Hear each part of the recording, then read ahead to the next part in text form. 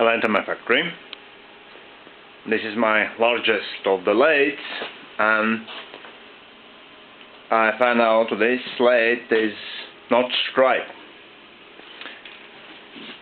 Here it makes smaller diameter like than here.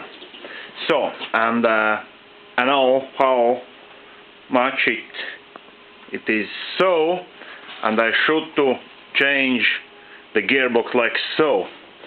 Already a little bit adjusted it, and I will keep on around so, even more.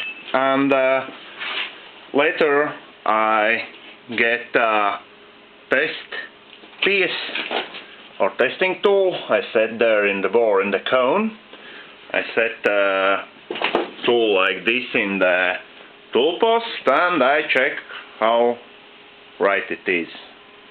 Okay, but until this move I did, I reached one bolt here, one, two here, 1, 2 here, and 1, 2, 3 bolts here.